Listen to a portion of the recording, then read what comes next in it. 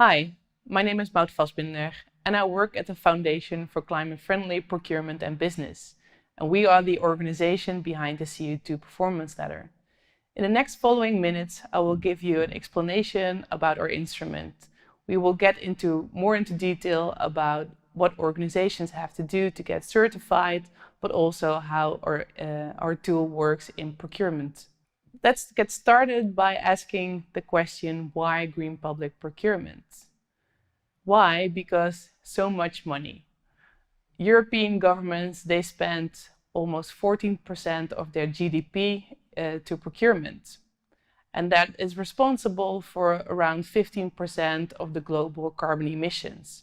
So a lot of money, a lot of impact they can make. And if you break down the categories of procurement, then we see that the infrastructural and the construction sector, they are responsible for almost 80% of the carbon emissions. So it makes sense to use their spend power and to make impact. So this is what we like to call the power of procurement. So maybe the question why isn't relevant, but the question how is more relevant. So, and this is actually the principle why the CO2 Performance Ladder was designed. It's around the power of procurement, meaning that if a procuring party like a ministry or a municipality, they can use their power to stimulate decarbonization and innovation of an organization, but also what they do on projects, their supply chain and heavy industries. If they do so, they give an award advantage to companies that are certified. So companies are actually financially rewarded in this process. So for them, it's a green business case to get started to reduce carbon or to be more ambitious. And for procuring parties, this is actually the easiest way to make significant impact. The organization behind the CO2 Performance Ladder is SKAO, and that's a Dutch abbreviation, and it's translated to the Foundation for Climate-Friendly Procurement and Business. And we are the owner and administrator of the CO2 Performance Ladder. And it's good to emphasize that we are an independent, not-for-profit organization. And what we like to do is we like to include and inform all the different kind of stakeholders that are active with the CO2 Performance Ladder. Meaning on the one hand, we have the procuring parties, but we also like to include the organizations that are certified and different kind of experts.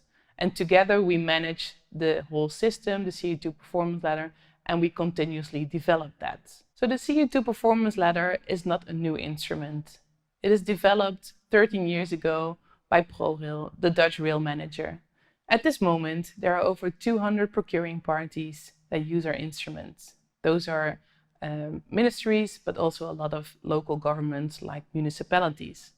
And by doing so, they stimulated lots and lots of organizations and sectors to reduce their carbon. At this moment, there are over 1,250 certificates issued, and it's possible to get multiple organizations under one certificate. So those are 5,000 organizations actually that are certified.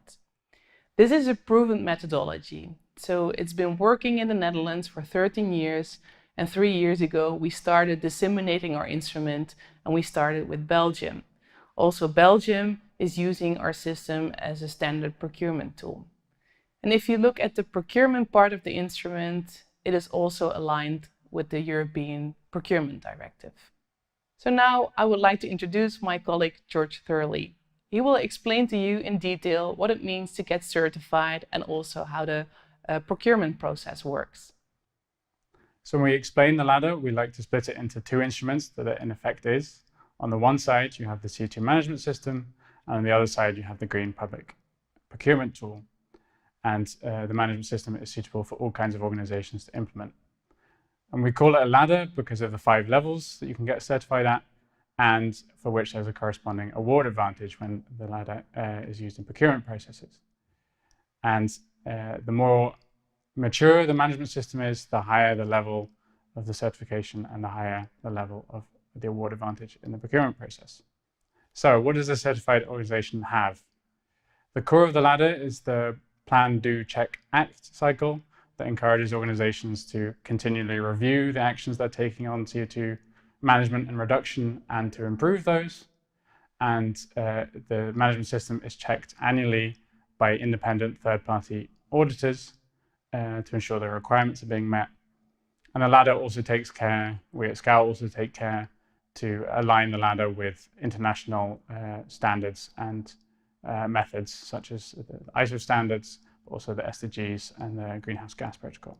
So the ladder is based on 4 aspects. And the first one is insights. So that's how organizations get an insight, get an overview of their emissions, where they need to reduce and where they have influence. And the second one is reduction, ambitious reduction. And then they're setting ambitious reduction targets and plans to achieve those targets. The third aspect is transparency and communication. So how they communicate both internally and externally about their emissions and what they're doing about those. And then last but not least, we have innovation and collaboration, where organizations work together with others in their sector or in their supply chain to achieve more than they can achieve on their own in terms of reduction. So the ladder has 5 levels, and at levels 1 to 3, the focus is on the organization itself and the projects that they carry out, and looking at and reducing the emissions related to the organization and the projects.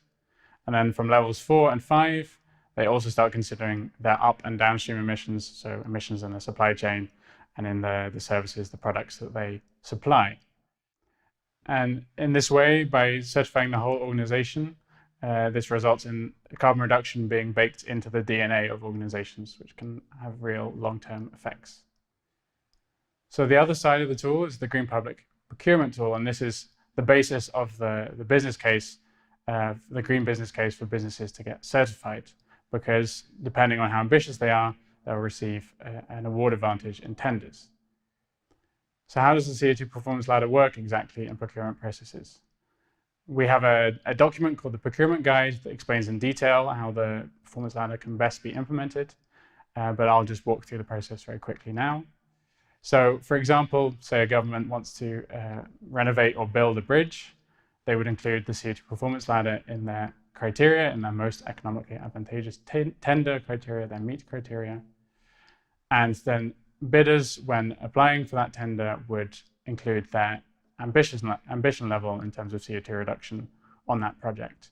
So, and those levels correspond to the levels of the CO2 management system, 1 to 5.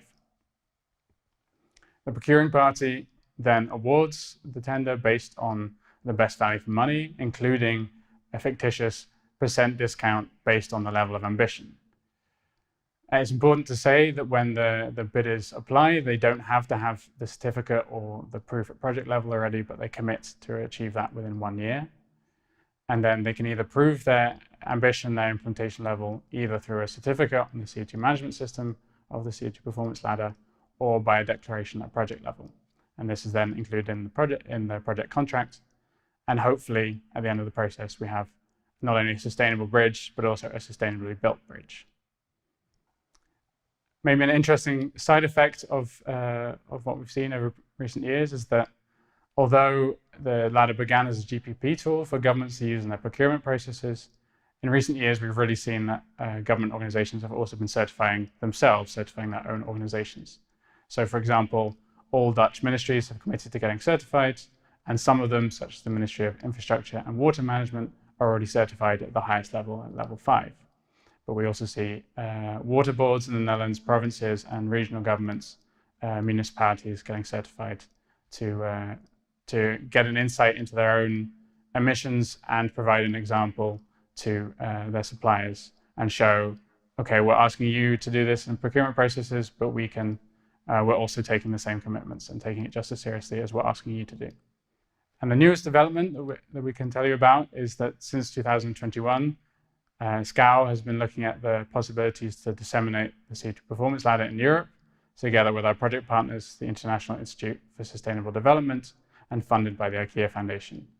And this means that there's opportunities for contracting authorities and businesses across Europe who are interested in using the ladder to get in touch and get involved and harness the power of procurement to make impact in their country as well. So thanks for your attention. I know this was a lot of information in one time, but if you're interested in more documents or videos or presentations, You can find those all at our website at co2performanceladder.com.